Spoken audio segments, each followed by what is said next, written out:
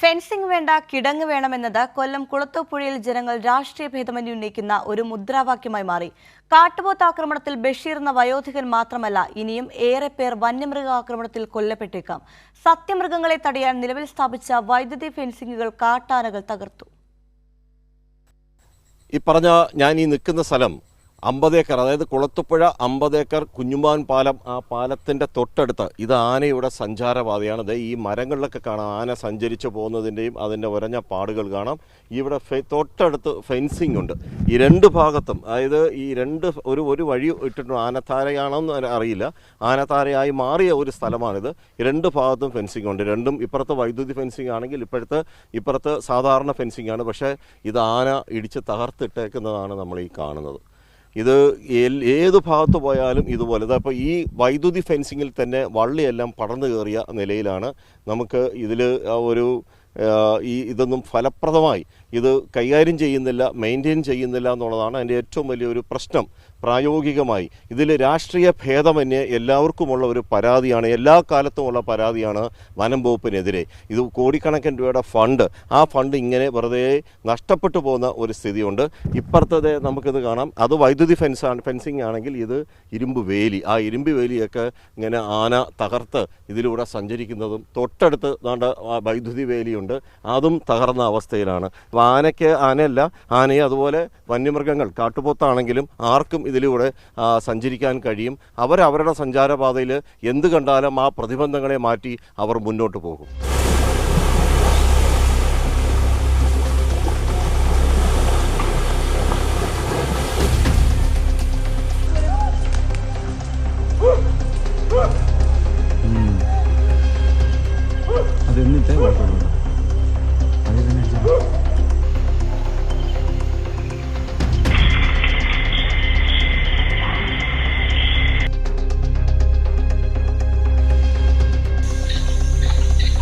കൊല്ലം ജില്ലയുടെ കിഴക്കൻ മേഖല ഇപ്പോൾ വന്യമൃഗങ്ങളുടെ താവളമായി മാറി.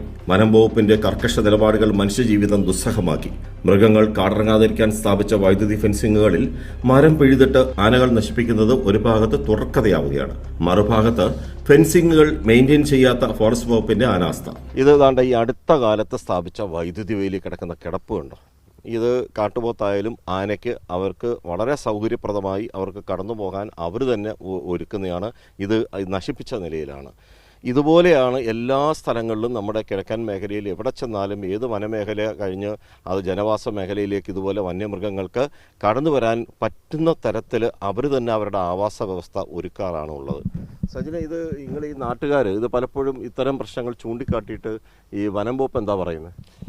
ഇപ്പോൾ കഴിഞ്ഞ തവണ ഞാൻ അതിനു മുമ്പ് ഒരു കാര്യം പറയാം. ഇപ്പം ഇവിടെ ഒരു 3-4 വയസ്സുള്ളൊരു കുട്ടി രാത്രി പ്രാഥമിക ആവശ്യത്തിന് വേണ്ടി ഇറങ്ങുമ്പോൾ ചെന്ന് കാണുന്നത് ഒരു ആനയാണ്. അങ്ങനെ നമ്മളെ അറിയിച്ചു. നമ്മൾ ബന്ധപ്പെട്ട റേഞ്ച് ഓഫീസർക്കും അതേപോലെ തന്നെ സെക്ഷൻ ഫോറസ്റ്റർക്കും ലെറ്റർ കൊടുത്തു. നമ്മുടെ ആവശ്യം ഇവിടെ കിടങ്ങെടുക്കാതെ വേറെ ഒരു മാർഗ്ഗവുമില്ല. ഇവിടെ ലക്ഷങ്ങൾ കോടികൾ മുടക്കി ഒരു പ്രാവശ്യം ചെയ്തു, രണ്ടാമത് പദ്ധതി തൂക്ക് ഫെൻസിങ് ചെയ്തു. ഇതൊന്നും ചെയ്തിട്ട് യാതൊരുവിധ പ്രയോജനവും ഇല്ല. ഈ 50 ഏക്കർ വരെ വലിയൊരു വേദനയാണ് ഈ കാട്ടുമൃഗശല്യം. ആന, കാട്ടുപോത്ത്, ഇന്ന് തന്നെ നമുക്കറിയാം, രാവിലെ സംഭവിച്ചത് എല്ലാവരും കണ്ടതാണ്. ഈ 50 ഏക്കറിലാണ് അടുത്ത് സംഭവിക്കാൻ പോകുന്നത്. അപ്പോൾ നമ്മുടെ ആവശ്യം ബന്ധപ്പെട്ട വനംവകുപ്പ് ഉദ്യോഗസ്ഥരോട് നമുക്ക് പറയാനുള്ളത്, എത്രയും പെട്ടെന്ന് നമുക്ക് ട്രെഞ്ചിങ്ങിലൂടെ നമ്മുടെ 50 ഏക്കറുകാരെ രക്ഷിക്കണമെന്നാണ് നമുക്ക് പറയാനുള്ളത്. ഇവിടെ വലിയ കഷ്ടമാണ്. സ്കൂൾ കുട്ടിയൊക്കെ ആയിരുന്നാലും ഞങ്ങൾക്കായിരുന്നാലും താലൂക്കിൽ പോകാനായിട്ട് ഞാൻ രാവിലെ വെളുപ്പിനെ 4 മണിക്ക് പോയപ്പോൾ ഇവിടെ ആന ഈ പാലത്തിൽ നിൽക്കുക. ഓട്ടോ വിട്ടോണ്ട് പിന്നെ ചെറുക്കൻ കുറേ നേരം ഇവിടെ നിന്നിട്ട് ഓട്ടിച്ചിട്ടാണ് ഞങ്ങളക്കരയോട്ട് പോയത്. കാട്ടുപോത്തും ആനയെ ഉള്ളു ഇവിടെ. നമുക്ക് പകലായാലും രാത്രിയായാലും വളരെ ദയനീയ അവസ്ഥയാണ്. കാട്ടുപോത്തായാലും പിന്നെ ആനയായാലും ഫുള്ള് എപ്പോഴും ഈ റോഡ് ബ്ലോക്കാണ്. നമുക്ക് തന്നെ നമ്മളെ ജീവനിൽ ഫെൻസിംഗ് ഒക്കെ ഉണ്ടല്ലോ, ഫെൻസിംഗ് ഉണ്ട്, അത് കറക്റ്റായിട്ട് വൃത്തിയാക്കത്തില്ല. അത് മരം ഓടിച്ച് അതിന്റെ പുറത്തോട്ട് ഇടുവല്ലേ, ഇട്ട് കഴിയുമ്പോൾ അതങ്ങ് പോവല്ലേ. ഒന്നാമത്തെ കാര്യം അത് പിന്നെ അത് വൃത്തിയാക്കത്തില്ല. അതിനായിട്ട് അവർ ഒടിച്ചിടും. അത് കഴിഞ്ഞ് കുറേ നാൾ ഫെൻസിങ് ഇല്ലാതാവും. അപ്പോൾ വീണ്ടും നാട്ടുകാർ ഇടപെടുമ്പോൾ വീണ്ടും ഇവരെന്ത് ചെയ്യും, വന്ന് അത് വൃത്തിയാക്കും. കാരണം നമുക്കിവിടെ എന്ന് പറഞ്ഞാൽ ഇവിടുത്തെ കാട്ടുപോത്തും കാട്ടാനയും കാരണം നമുക്ക് അങ്ങോട്ട് നടക്കാനോ ഇറങ്ങാനോ ഒന്നും നമുക്ക് യാതൊരു നിവൃത്തിയില്ല എന്ന് പറയാൻ. കൊച്ചു വെളുപ്പാൻ കാലത്തൊക്കെയാണ് ഇവിടെ രാത്രി യാത്ര ചെയ്യുന്നത്. ഞാൻ ഇരിക്കുന്ന പറഞ്ഞാൽ മീൻ കച്ചവടമാണ്. രാവിലെ ഞാൻ 3 മണി 4 മണി സമയത്തൊക്കെയാണ് ഞാൻ ഇറങ്ങി പോണത്. പല ദിവസങ്ങളിൽ എന്നെ കാട്ടുപോത്ത് എന്നെ ഓടിച്ചിട്ടുണ്ട്. ട്രെഞ്ചാണ് ആവശ്യം. കാരണം ഫെൻസിങ് എന്ന് പറയുന്നത് ഒരു പറ്റിപ്പാണ്. അത് കോൺട്രാക്ടർമാർക്കും ചില ഉദ്യോഗസ്ഥന്മാർക്കും പൈസ ഉണ്ടാക്കാനുള്ള ഒരു മാർഗ്ഗമാണ് ഈ ഫെൻസിങ്. അത് കാരണം എന്ന് പറഞ്ഞാൽ ഇപ്പോൾ തന്നെ നമുക്കറിയാം ഇവിടെ ഒരു ഹാങ്ങിങ് ഫെൻസിങ് ഉണ്ടായി. അതിന് മുമ്പ് 2 പ്രാവശ്യം വേറെ ഫെൻസിങ് ഉണ്ടായി. ഹാങ്ങിങ് ഫലപ്രദമെന്നാണല്ലോ പറയുന്നത്. ഹാങ്ങിങ് ഫലപ്രദം അല്ല, ഒരിക്കലും അല്ല. കാരണം ഹാങ്ങിങ്ങിൻ്റെ മണ്ടയിൽ ഒരു മരം ഒടിച്ചിട്ട് കഴിഞ്ഞാൽ ആനയെന്ന് പറഞ്ഞാൽ ബുദ്ധിമാനാണ്, മനുഷ്യനേക്കാളും ഏറ്റവും കൂടുതൽ ബുദ്ധിയുള്ളതാണ്.